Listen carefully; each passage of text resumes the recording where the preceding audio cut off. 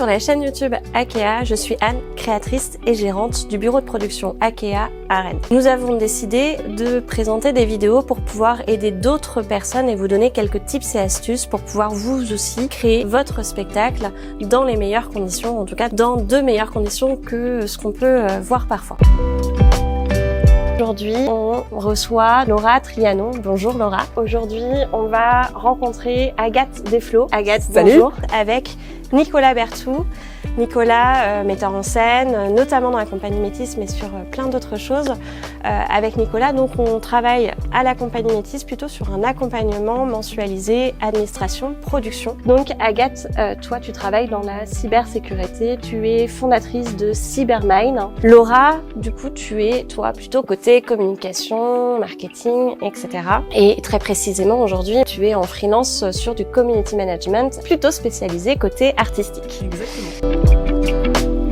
Je crois que ce qui me plaît le mieux, c'est vraiment ce que je disais juste avant, ça fait écho au fait d'être entouré de gens passionnés, en fait, tout simplement. En fait, je trouve ça super beau d'être en contact avec des gens qui sont passionnés, et quelle que soit leur passion, en fait. Quand je rencontre des gens en soirée, ils peuvent me dire, moi, ma passion, c'est de fabriquer des chaises en bois dans Larzac, et je trouve ça incroyable, et je leur pose 1000 questions dessus, parce que peu importe le projet, dès lors qu'on a quelqu'un autour de nous qui a cette flamme à l'intérieur, je trouve que c'est un vrai moteur, qui me donne envie de prendre la personne, et de la mettre sur un petit piédestal, et dire au monde entier, regardez, elle fait un truc incroyable, et cette personne-là, elle est passionnée par quelque chose. Et c'est vraiment ce qui m'a permis de m'accrocher au projet de mes potes à la base et de me dire, mais en fait, j'adore pouvoir mettre les gens sous la lumière. Oui, il y a forcément, c'est la base, quelque chose qui nous habite, qui nous tient sur ces plateaux-là.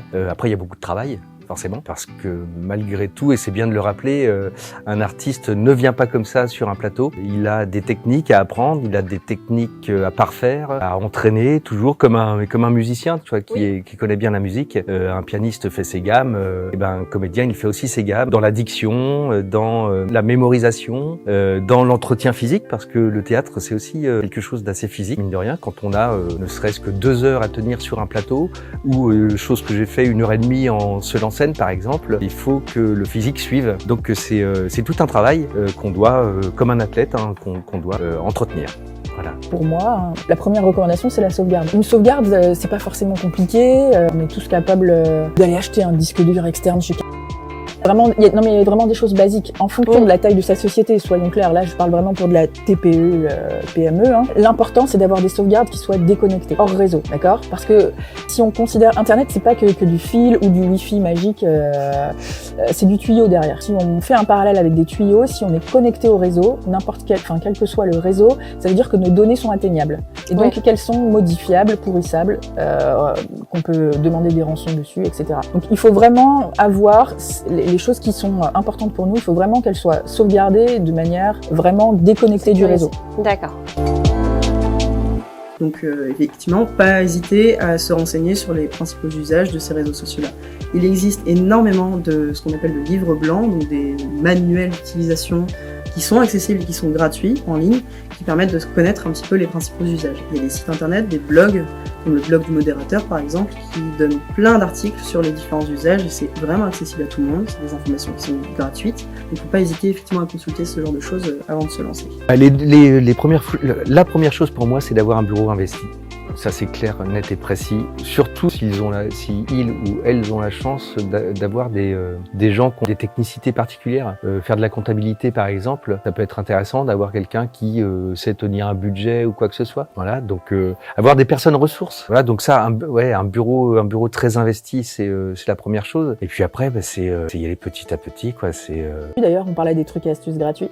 T'as KeePass, qui est un coffre-fort de mots de passe qui est gratuit, qui est recommandé par l'ANSSI. KeePass, c'est un peu que le Seigneur des Anneaux, ça parle. Peut-être, enfin en tout cas moi ça me parle, mais on se comprend. Okay.